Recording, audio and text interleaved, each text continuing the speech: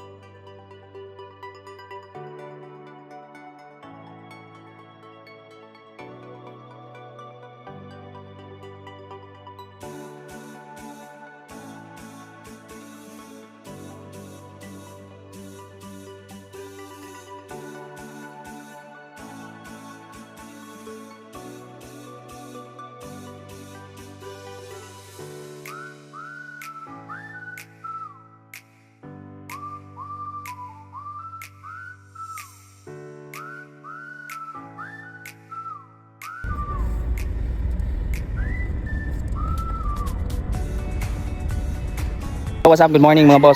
So ngayon, andito tayo sa isang camping site sa Bulacan.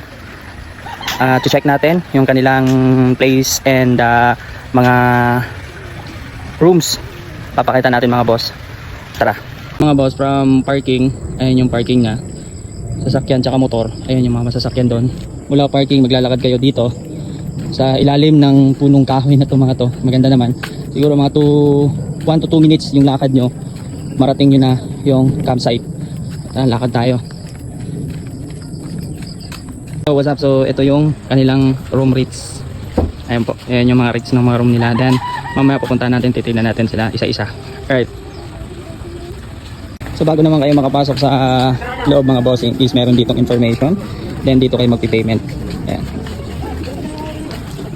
Pakita na rin natin yung mga prices. Naisip ko, inaabang kita. Ayan. Yun o. So ito yung pinakabungad nung kanilang daanan papasok sa campsite mga boss. Yun. So check na rin natin yung kanilang mga cabin at saka ano. Ayan. Nakikita nyo naman yung price niya. Camping site. Ito. Ayan yung kanilang mga cabin. Oh. So dyan kami nakapwesto. Ayan. Then may swimming pool doon, mamaya pupuntahan natin. So itong part na to mga bossing, pwede kayo magtayo ng tent dito. Ayan, yung area na yan. Then ayun yung swimming pool. Nandun kayo sa front ng swimming pool mga bossing. So yan yung mga cabin na pupuntahan natin. Okay, check natin tara. Yung mga rooms nila mga boss, actually malaki naman. Good for 5 to 10 person yan. Then meron din sila ditong ito parang kubo, yung lambing cabin. Yung cabin, ayan. With aircon na rin yan. Ayan. Ayan, may aircon na rin yung mga boss. Ayan. Then meron din dong mga ganito yung parang umbrella type na ito yung nandito yung banda yung pool. Nasa baba ngayon ng pool, may daanan naman, accessible naman kasi may daanan doon sa gilid. Madali lang siya. Kasi yung mga cabin nila mga bossing. Then sa mga wala namang dalang pagkain or yung mabilisang ano lang, meron din naman silang store dito na pwede nyong mabilhan. Ayan mga boss. Ayan, may store naman sila dito. Then accessible din yung store nila kasi lahat ng area na ano, pinakadulo siya. dito siya banda. So madali mo siyang makita kung saan ito nakalocate. So yun, check natin yung kanyang CR. Bukod sa mga cabin, sa mga ano nyo, meron ding ano dito, pwede kayong maghugas, pwede kayong magluto. Ito yung area na to mga bossing. So yan. Then available din sa kanila dito yung mga gamit na pwede nyong i-rent. Halimbawa, wala kayong dala, pwede kayong mag-rent sa kanila. Natin yung CR nila. So pag katabi lang siya ng store, dito yung kanilang CR. So aakyatin natin. So nakikita natin sa CR nila mga boss, okay naman, malinis naman. So check lang natin yung CR ng lalaki. So madalas sa mga pupuntahan natin yung mga CR, medyo nakikita nyo naman yung ano. So okay naman yung CR dito mga boss. Ayan. Lalaki. Yung mga boss, yung shower ng CR ng babae. Actually maganda naman yung ano nila. Ayan o.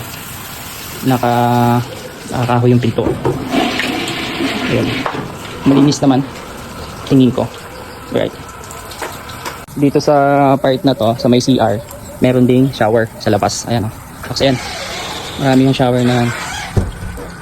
Right. Ayan yung ano. Hindi naman kasi kalakihan tong area na to. So okay naman kung yung ano lang. Ayan yung swimming pool nila mga boss. Ayan. Swimming pool nila mga bossing, meron pang bata, meron pang malaki, may bilog doon. So yung makikita nyo, pwede kayo mag-picture dyan, oh. Yan. Kalinaw sa kalawakan. So maganda yung pagkagawa ng swimming pool nila. Yung parang ginawa nilang design na parang bato. Ganun. Ayun. So hindi siya madulas. Ayos din sa mga bata. Yan. Ito tayo naka-tent. Ganyan lang kalaki yung area, mga boss. Dito naman mga boss, sa gilid lang din to ng swimming pool. Etong part na to, pwede kayong mag-bonfire dito mga boss. So ayun yung ano.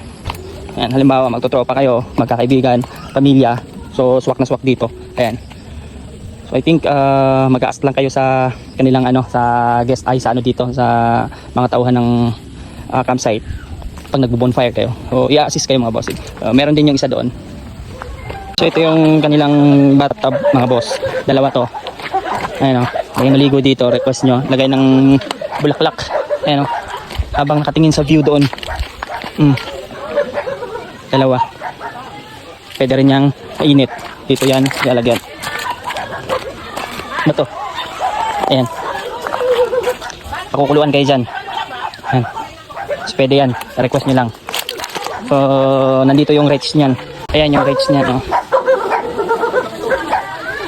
Ito mga bossing, hanggang alas 10 lang yung mga may ingay, sounds, mga ganon. O, alam naman na natin yan. So, itong ano na to, part na to, meron din silang treehouse dito. Pwede kayo magtambay dyan. Ayan. Pwede kayo dyan mag-inom-inom, mag-chill-chill. Yan. Meron ding mga cabin doon na for family. Pag maramihan, ayan o, isa laki. 10 pamilya. Pwede yan. Ayan.